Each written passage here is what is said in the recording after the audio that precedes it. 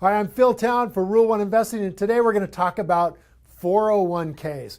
Man, did these things ever change the world that we live in. 401ks came into being back in the 1970s, early 1980s, and before that, there weren't anything like it. Before that, people had what's known as a defined benefit plan. They would go out and work for a company for a long time, 30 years. My dad had one of these, working for Standard Oil. And at the end of 30 years, 35 years, 40 years, whatever you put in, you've built up a certain amount of benefit in your defined benefit plan, and then the company pays you on a monthly basis for the rest of your life. This is called a defined benefit plan. You know what the benefit's going to be. So you know, if you're my dad, that you're going to get, $1,500, $2,000 a month, whatever, for the rest of your life. Okay, that's a defined benefit plan, and that's what everybody had working for a company up until the 1970s. Then in the 1970s, what happened was executives who wanted to increase their benefit package said to the federal government, hey, how about if we take a little bit of our salaries, which we don't really need to live on because we're making a lot of money, how about if we take some of our salaries and we put that into some kind of retirement account? And we do that, and you guys don't charge us taxes on that until after we retire. That would be awesome for us because we don't really need this extra money right now. We can put it into this, what we're going to call a 401k. We're going to put this into this retirement account pre-tax, not pay the taxes on it, and then we'll pay the federal government taxes on the whole enchilada down the road in 10 or 15 years. Now, this was started for senior executives who were making a lot of money, who already had a defined benefit plan. They were already going to get all of this money in the future on a defined benefit. And now what they were doing was they're going to define something different. This is called a defined contribution plan. So it went from being a benefit to a contribution. So we're going to say, we're not going to define what the benefit is that comes out the other side of this thing. We're just going to say, this is how much money you can put in every month. And so it's a contribution that's defined, not the benefit. Now, that was really cool for a bunch of rich guys who were making big salaries. They got the benefit plan, that's great. Now they got the contribution plan, they can pay the taxes later on. Well, these companies looked at this and said, well, this is kind of cool. Wonder if anybody else would like this. And they mentioned it to the employees. And the employees, now remember, this started in the early 1980s. The employees started looking at this and saying, wow, these guys are putting in a certain amount of money and they're going to put that money into the stock market and it goes up. Now watch it go up. And starting in about 1980, the stock market just started going up, going up, going up, going up. Went up every year for like 20 years.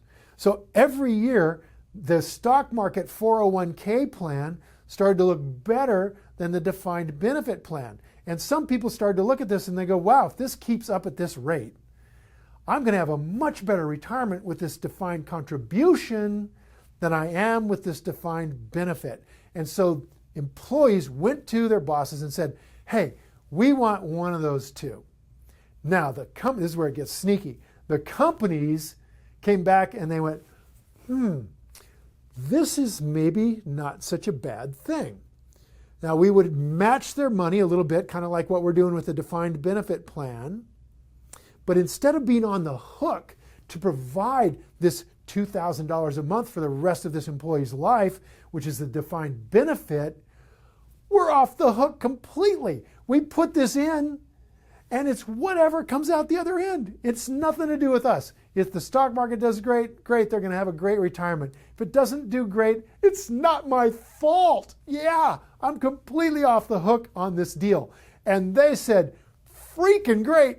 We are getting rid of all the defined benefit plans because those are scary. We got to actually manage that money properly. And we're just going to put this stuff into defined contribution plans because all these employees are begging for it because the market's going up like a rocket. And that's where 401ks got so much money in them because the market was moving up. Now, you probably already figured out what the downside is on a 401k. If the stock market doesn't keep going up, if it starts going down, 401ks get into trouble. And instead of having a defined benefit you can live on the rest of your life, you may have very, very small amount of what you hope to retire on. Now, I want to point out one more thing about 401ks. When 401ks came into existence, a huge amount of money was focused on the stock market. Money flowed into the market like crazy from all of these baby boomers pouring money into defined contribution plans.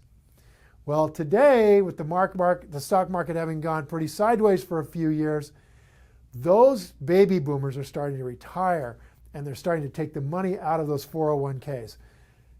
You got to watch out that the market doesn't react strongly to the money coming out as it did to the money coming in. So 401ks are really, really interesting. Now, how does this relate to Rule 1 investing? Real simple. We don't get to invest our 401k in Rule 1 companies. They require almost all of them to be put into mutual funds. Terrible idea. So you have to look at the balance between the amount of money they're matching with the amount of money you're putting in and see if that offsets going and doing your own investing well. And what I would encourage you to do is to try to get the management to give you a self-defined 401k where you can put it into anything you want to and treat you like the adult you are, which of course is what they do with IRAs anyway. No clue why they don't let you do that in a 401k. Push for it, see if you can get management to treat you like you're a grown-up. Now, if you like what you're hearing, you guys, and you want to do more, subscribe to my channel for more content. This is Phil Town. Time to go play.